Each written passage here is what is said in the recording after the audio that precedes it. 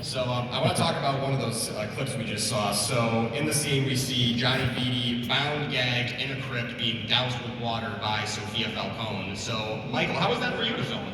A lot of fun.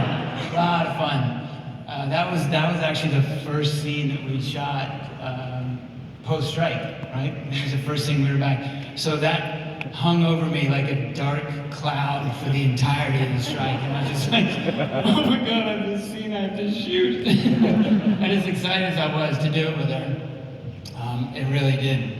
It scared the hell out of me. It really scared me as an actor. But so Cristin, I mean, your performance in the show has been unbelievable. So, I mean, what's it been like for you getting to play a character this dark and this just complicated? I mean, it's been a dream. Like I've had the time of my life. I've been wanting to do something like this since I was little, which sounds crazy, but it's true. So I've had the time of my life. Like I'm sort of beside myself. And so in episode 4, which is, I mean, unbelievably great, you see in that episode that Sophia was really betrayed by her father, betrayed by a lot of her family, sent to Arkham, you know, for a decade. But you also saw in that episode that her father was really grooming her to take over the family. So I'm just wondering now, from your perspective, was Sophia kind of born with this sort of violence, this gangster side in her, or is that something that started once she was sent to Arkham? I mean, I think that's like sort of dealer's choice. Like up to, I think that there was a reason he saw in her that she was the one to take over the family, but I don't know if it would, obviously, I don't think it would have come out in the same way if what had happened to her hadn't happened to her. But she's so good at it. And she always was going to be good at it, but obviously the circumstances are different. Loaded. A little bit. Yeah, just a little bit.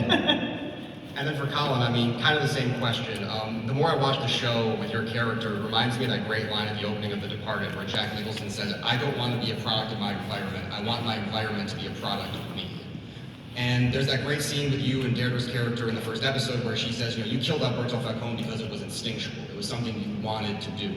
So from your perspective, is Oz, again, like kind of born with this in him, or is this something that kind of happened to him as he came up on the hard streets of Gotham? Ooh, the old nature versus nurture thing. Yeah, easy. Kind of, yeah, I think it's, I'm not certain, I think it's a bit 6 of one, half a dozen of the other. I think he's always lived under the weight of being, you know, human beings want to distinguish themselves, they want to separate themselves, everyone wants to be special in some kind of way until you're actually special in a way that's imposed upon you and in a way that society says isn't cool and isn't acceptable and isn't a benefit to society and all that kind of stuff. So he's had this kind of sense of otherness imposed upon him and has been made all his life, I think, feel weak and feel different in all the ways that sometimes feeling different can feel weak. So yeah, that was from a very young age. So all that to say, he was always going to always going to end up losing his mind at some point. And the 8 hours is for him kind of a descent into, it's supposed to be an ascension into power, but it's also a descent into a kind of madness that is born of the pain that he's lived with all his life. He's had a very strong mother figure in his life, played by Didi, and she's believed in him and she's loved him, but even that hasn't been enough for him. So there's been a lot of things that he's been wrestling with and contending with, and I think the potential that's offered up when Carmine Falcone is killed at the end of the Batman film, that kind of vacuum that everyone's talking about, the power vacuum, is something that's so powerful. It's such a raw opportunity for him to rise that, yeah, look, bottom line, after I said all that, the worst thing you could do is laugh at him. You know, you laugh at him, and in that moment where he's being vulnerable as well, and he's talking about his past. I mean, it was one of the beautiful things about what Lauren wrote in that scene was the first time we meet Oz, he talks about his childhood. And this story is for Cristin's character Sophia and for Rhenzy's character Vic, and even Ma, she talks about when she was younger and she used to work the books for the Falcones. It's an origin story for everyone, and it's about what happens to pain when it's not dealt with as it's experienced and it's allowed to fester, and the ugly ways in which that pain will certainly find its way out into the world. And then Rhenzy, for your character, I mean, yeah.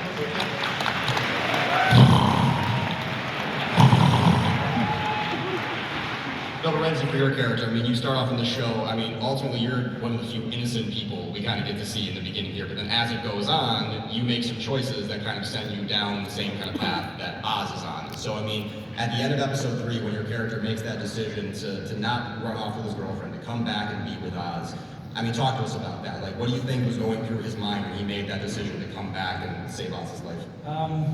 I mean, brace yourself. It's not going to be as eloquent as what Colin just said, but what's going through his mind? I think it's this thing of like, Oz tells him something that's maybe very painful and very brutal, but in a way it's kind of true, where the life that Victor's headed down isn't going to be a life of, much success or any incredible opportunities, not the way that he sees it or anyone he's sort of seen in his life before that moment. And so I think what Oz is offering him is something a bit more exciting, and at the same time he's lost something. He's lost his family just a few weeks ago, a week ago I think at that point when we pick up the show. And so to him it's kind of like, I get to be a part of something now. Something bigger than just myself. I get to be a part of it. We're in the game now. We're really doing this thing, and it's something, he's playing for something bigger. I mean, money's also an incredibly incentivizing factor whenever you don't have enough of it. So I think he sees that, he sees the life. I think there's also something he likes in Oz. I think he sees sort of this confident, this chest out kind of guy who's a little bit louder. And maybe for himself, he kind of would like to see that part of himself live a little bit more too. And so I think there's just many, many things going on. But ultimately he makes the decision to stay, and that's where we're at. I think that was an eloquent answer, right?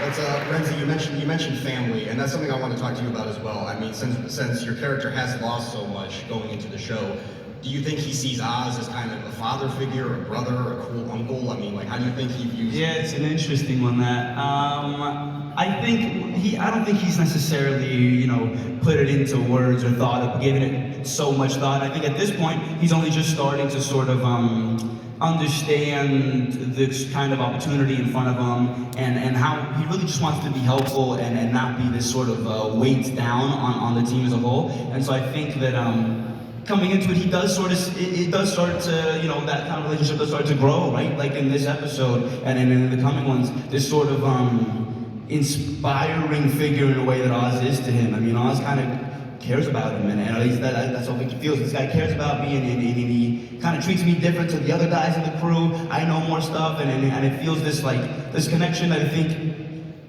makes him sort of see Oz as this mentor figure. Yeah, maybe it's a hybrid of a brother, of a father. It's something familial, something older, something kind of in this mentorship kind of thing. And then speaking of family, Deirdre, as Colin had said earlier, Francis and Oz have a very complicated, some would say toxic relationship. Crazy, right? But I'm wondering then, just in your interpretation of the character, do you think Francis is proud of her son and what he's doing? Yes. Yes, she's very proud of what he's doing some of the time. I feel like there's some way that she's constantly arming him against that the tendency he has to freak out and become weakened by being humiliated, weakened by being invisible, and she's trying to turn him into a weapon with that secret power of being the invisible guy, the guy that no one regarded. So she started, every time that he starts to feel like he's being beaten down, she's like, no, you have this dark nature, you can do this thing. So yeah, she uses him like a weapon, and I am your father figure, if you were trying to analyze that. I'm feeling triggered right now. Super excited. I just had to clarify that because people were confused. Francis. Okay, Ma. But yeah, that's something I also wanted to ask Colin and Rhenzy. I mean, Colin, why do you think it is that Oz trusts Vic so much? I mean, he's willing to trust Vic, with the life of his mother, which I mean is the person who's most precious to him in this world. Why do you think that is, considering he basically just met this kid? Why does he trust Vic as much? With his mother, yeah. There is a sense of the kindred spirit. I think initially, I mean, their initial interaction is one that's fraught with danger and violence and threat. The first time we meet him, it obviously happened in episode 3 as well, but the first time we meet, there's a muzzle pointed at his head. The way in which Vic responds to Oz's threat is disarming in itself. It's not just a kid, you know, falling apart and being scared. It's a very particular way in which that fear is articulated, and namely with the stutter that he has. And I think that Oz does see that in him and sees that difference. And I think Oz also, misery loves company. And Oz is having a horrible night. And like Vic was saying, you know, the characters all are characters, they work on a conscious level where they're aware of certain things they're feeling, and then they work in ways that they do things that they're not always aware of why. But I think he does keep Vic around because he's having a horrible night, and he's a bit more lost, as full of bluster as he is, he's a bit more lost than he realizes. And also, he sees someone that he can push around, and that's something that, you know, is important to Oz, that he has somebody under him that he can kind of lord this sense of power over, and then he does grow to have an affection for him, for sure. Because Vic is, like in many ways to me, Vic is kind of the conscience of the piece in many ways. He is the purest representation, at least, of innocence, I think, in this tale for me, you know, so it's a lovely counterpoint to have Vic and Oz together in the way that Lauren designed.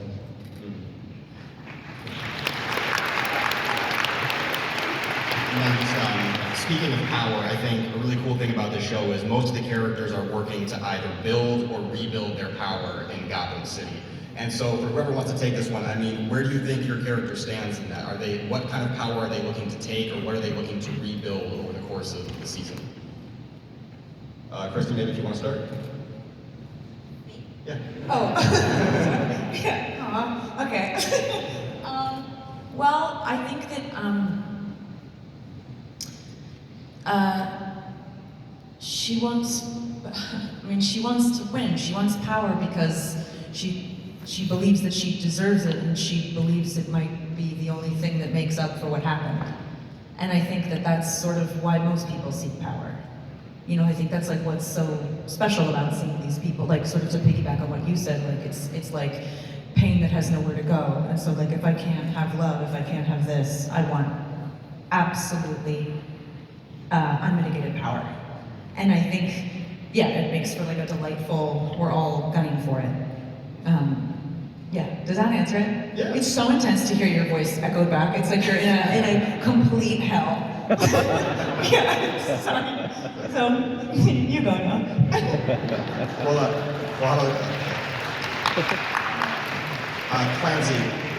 Clancy, what about your character? I mean, when we see your character at the beginning of the show, I mean, is it fair to say that Salvatore Maroni has basically given up when we first meet him?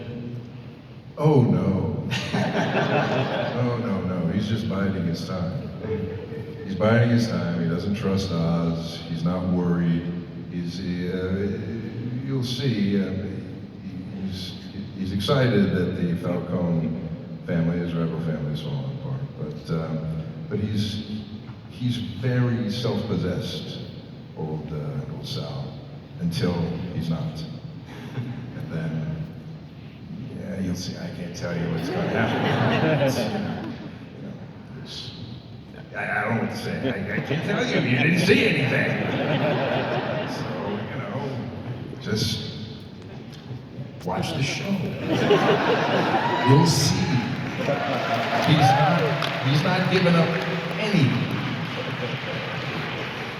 And then for Lauren and Cristin, I want to talk to you also again about episode 4. I mean, because it's something that doesn't really get talked about much, but the fact that it used to be a very common practice that a male relative could basically have a woman committed to an asylum like Arkham, I mean, just like that. You know, and so I mean, getting to write that into the show and getting to show how that factors into the character of Sofia Falcone, I mean, what was that like for you? Why was that important for you?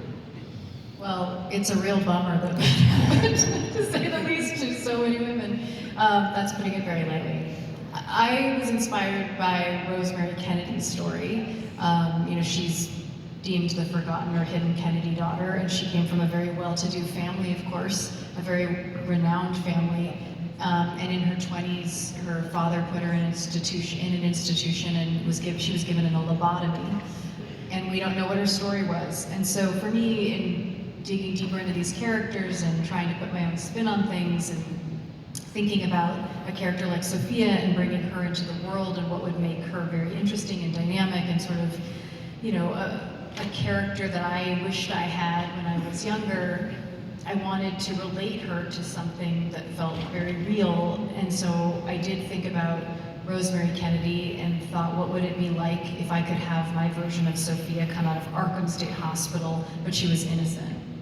And what would that make her become? How could she still be this like thrilling, dynamic, scary, complicated, flawed person if she didn't start out that way? Because I think in the comics so many characters are origined already with some sort of like damage or mental illness or something, and not to make that an excuse either, but for us to empathize and deeply understand that. So that was something that was really important to me, and that's why Sophia's origin is what it is. Yeah.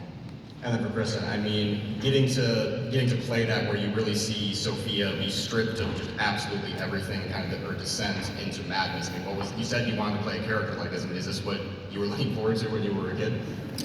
Well, yeah, just in terms of like that, you know, it's so rare that you're given an opportunity to show that much of someone's history, and especially to show why someone is driven to madness, and that you really now understand, like, I mean, especially I understand like why she does what she does, and it was just, I'm like trying not to use like actorly words like a feast or like, you know, but it was